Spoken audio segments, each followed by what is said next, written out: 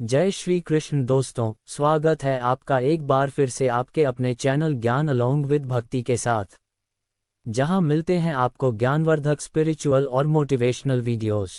आज हम जानेंगे कि श्रीमद् भगवद गीता के 7वें अध्याय से क्या सीखा जा सकता है। श्रीमद् भगवद गीता के 6ठे अध्याय में हमने जाना कि एक योगी क्या होता है और योगी कैसे बना जाता है। भगवद गीता के इस 7वें अध्याय में हम जानेंगे कि ईश्वर किस तरह से इस संसार को चलाते हैं, ईश्वर को कौन से भक्त बहुत अच्छे लगते हैं, इंसान भगवान को क्यों नहीं जान पाता है, तथा भगवान को कैसे प्राप्त किया जा सकता है। तो चलिए विस्तार से जानते हैं श्रीमद् भगवद गीता के 7वें अध्याय से मिलने वाली सीख और शिक्षाओं के बारे में। अब तक भगवान श्री कृष्ण ने बहुत सारी बातें और बहुत सारे प्रश्नों के उत्तर दिए।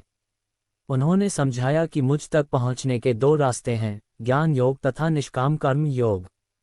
भगवान ने बताया कि कर्म या यज्ञ करने की विधि क्या है, तरीका क्या है, ध्यान कैसे करना चाहिए। बहुत सारे सवालों के जवाब दिए, जैसे वर्ण शंकर क्या है, अवतार क्या है, कब प्रभु के दर्शन होते हैं। बहुत सारी बातें, लेकिन 6ठे अध्याय के आखिरी में वह कहते हैं कि ऐसा योगी जो मुझ में अच्छी प्रकार से स्थित अंतःकरण वाला है, उसे मैं श्रेष्ठ मानता हूँ। तो यह अच्छी प्रकार से स्थिति क्या होती है, ये कब होता है। इस अध्याय में जब हम आगे बात करेंगे तो इसमें हम ज्ञान की बात करेंगे, विज्ञान की बात करेंगे। ज्ञान तो वह है जब आप मोक्ष प्राप्त कर लेते हैं, और फिर जब अमृत तत्व की जानकारी मिलती है तो उसे ज्ञान कहते हैं। लेकिन विज्ञान यह है कि वह प्रभु सबके हृदय में एक साथ कैसे काम करते हैं, कैसे सबके हृदय में एक साथ विद्यमान हैं। ये वह विज्ञान है जिसके बारे में इस अध्याय में भगवान श्री कृष्ण बात करने जा रहे हैं। यह अध्याय भगवान की शक्तियों के भौतिक और आध्यात्मिक आयामों के वर्णन के साथ आरंभ होता है। श्री कृष्ण व्यक्त करते हैं कि यह सब उन्हीं से प्रकट होते हैं और धागे में गुथे मोतियों की भांति उनमें स्थित रहते हैं। वे समूची सृष्टि के स्रोत हैं और यह सब उन्हीं में पुनः विलीन हो जाते हैं। उनकी प्राकृत शक्ति माया पर विजय प्राप्त करना अत्यंत दुष्कर है, लेकिन वे जो भगवान के शरणागत हो जाते हैं वे उनकी कृपा प्राप्त करते हैं और इस पर सरलता से विजय पा लेते हैं। श्री कृष्ण उनके शरणागत ना होने वाले 4 प्रकार के लोगों और उनकी भक्ति में तल्लीन रहने वाले 4 प्रकार के लोगों का वर्णन करते हैं। वे अपने भक्तों में उन्हें अत्यंत प्रिय मानते हैं, जो अपने मन और बुद्धि को उनमें विलय कर ज्ञान में स्थित होकर उनकी आराधना करते हैं। कुछ लोग जिनकी बुद्धि सांसारिक कामनाओं द्वारा हर ली जाती हैं, वे स्वर्ग के देवताओं की शरण में जाते हैं। किंतु ये स्वर्ग के देवता केवल अस्थायी भौतिक सुख प्रदान कर सकते हैं, और इन क्षण भर के सुखों को भी वे भगवान से शक्तियां प्राप्त होने पर ही प्रदान कर सकते हैं। इस प्रकार से भक्ति का उपयुक्त लक्ष्य स्वयं भगवान है। श्री कृष्ण पुष्टि करते हैं कि वे परम सत्य और अंतिम गंतव्य या सिद्ध हैं और सर्वज्ञ, सर्वव्यापक और सर्वशक्तिमान जैसे शाश्वत दिव्य गुणों से संपन्न हैं। क्योंकि उनका वास्तविक स्वरूप उनकी दिव्य योग माया शक्ति के आवरण द्वारा आच्छादित रहता है, इसलिए उनके अविनाशी दिव्य स्वरूप को सब नहीं जान सकते। यदि हम उनकी शरण ग्रहण करते हैं तब वे हमें उन्हें जानने का अपना दिव्य ज्ञान प्रदान करते हैं, और उनको जान हम भी आत्मज्ञान और कार्मिक गतिविधियों के क्षेत्र का ज्ञान प्राप्त कर लेते हैं। भगवान श्री कृष्ण कहते हैं कि हे अर्जुन, अब मैं तुम्हारे समक्ष इस ज्ञान और विज्ञान को पुनर्तः प्रकट करूंगा, जिसको जान लेने के बाद इस संसार में तुम्हारे जानने के लिए और कुछ शेष नहीं रहेगा। हे अर्जुन, हजारों मनुष्यों में से बहुत कम होते हैं जो मुझ तक पहुंचने का प्रयत्न करते हैं, कोशिश करते हैं कि भगवान के दर्शन कर लें। बाकी तो सब भोग विलास में व्यस्त होते हैं, और उन कोशिश करने वालों में से भी, प्रयत्न करने वालों में से भी कोई बिरला ही होता है जो मुझे बहुत समर्पण के साथ प्रेम करता है, जो मुझ तक पहुंच पाता है और साक्षात्कार कर पाता है, उस ज्ञान को प्राप्त कर पाता है। हे अर्जुन, पृथ्वी, जल, अग्नि, वायु और आकाश और साथ में मन, बुद्धि और अहंकार, ये सब मेरी प्राकृत शक्ति के 8 तत्व हैं। यह मेरी अपराशक्तियां हैं, यानी कि जड़ प्रकृति है। किंतु हे अर्जुन, इनके अतिरिक्त मेरी पराशक्ति है, यानी कि चेतन प्रकृति, जिससे संपूर्ण जगत को मैंने धारण किया है, और वह है जीवात्मा। ये जीव शक्ति है जिसमें देहधारी आत्माएं सम्मिलित हैं, जो इस संसार के जीवन का आधार है। ये जो प्रकृति है यह अनादि है, यह अनंत काल से चली आ रही है और चलती रहेगी। ये जान लो कि सभी प्राणी मेरी इन दो शक्तियों द्वारा उत्पन्न होते हैं। मैं संपूर्ण सृष्टि का मूल कारण हूँ और यह पुनः मुझ में विलीन हो जाती है। हे अर्जुन, मुझसे श्रेष्ठ कोई नहीं है, सब कुछ मुझ पर उसी प्रकार से आश्रित है जिस प्रकार से धागे में गुथे मोती होते हैं। आगे भगवान श्री कृष्ण समझाते हुए कहते हैं, हे कुंती पुत्र, मैं ही जल का स्वाद हूँ, सूर्य और चंद्रमा का प्रकाश हूँ, मैं वैदिक मंत्रों में पवित्र अक्षर ओम हूँ, मैं ही अंतरिक्ष की ध्वनि और मनुष्यों में सामर्थ्य हूँ, मैं पृथ्वी की शुद्ध सुगंध और अग्नि में तेज हूँ, मैं सभी प्राणियों में जीवन शक्ति हूँ और तपस्वी का तप हूँ। श्री कृष्ण आगे कहते हैं, हे अर्जुन, ये समझो कि मैं सभी प्राणियों का आदि बीज हूँ, मैं बुद्धिमान की बुद्धि और तेजस्वी का तेज हूँ। ये जो प्रकृति है, ये 3 गुणों वाली है, त्रिगुणात्मक है। वे इसको परिभाषित करते हैं। वे कहते हैं कि 3 प्रकार के प्राकृतिक गुण हैं, सतोगुण, रजोगुण और तमोगुण। मेरी शक्ति से ही प्रकट होते हैं।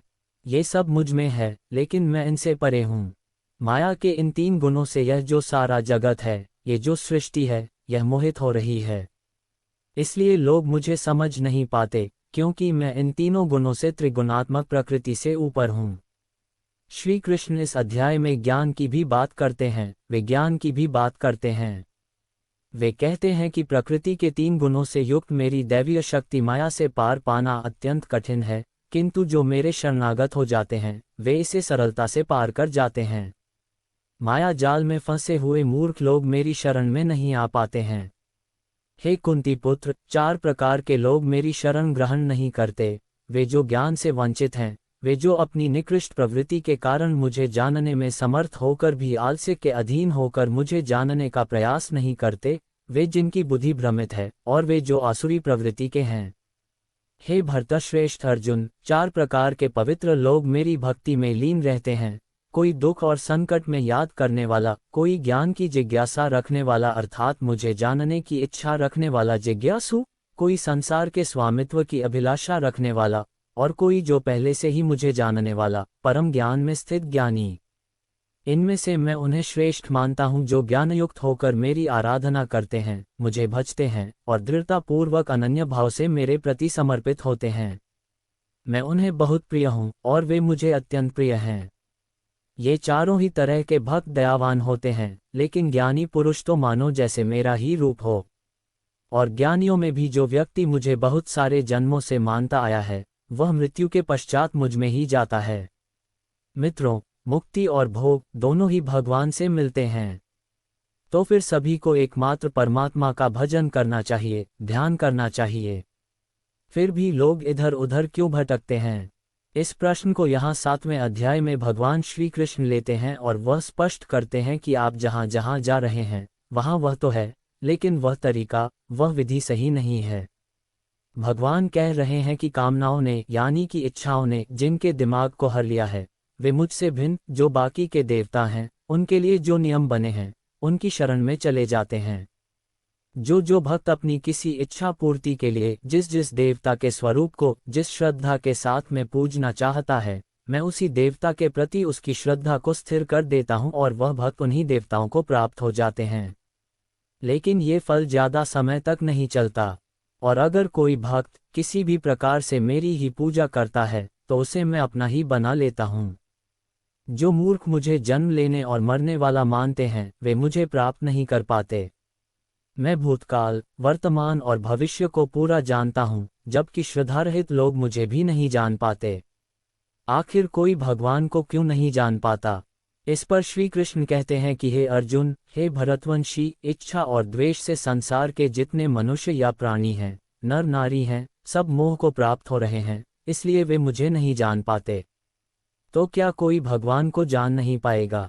इस पर भगवान श्री कृष्ण कहते हैं कि जो पुण्य कर्म, जिसे आराधना कहते हैं, मेडिटेशन कहते हैं, योग कहते हैं, न कहते हैं, अभ्यास कहते हैं, चिंतन कहते हैं, जो ऐसा कर रहे हैं, जिन भक्तों ने अपना पाप नष्ट कर दिया है, वे इन सब मोह माया से मुक्त होकर अंत में दृढ़ रहकर उसी रास्ते पर टिके रहकर मुझे भजते हैं और मेरी शरण में आकर इस चक्कर से, जिसे जन्म मृत्यु का चक्र कहा जाता है, इससे मुक्ति पाने के लिए प्रयास करते हैं, प्रयत्न करते हैं।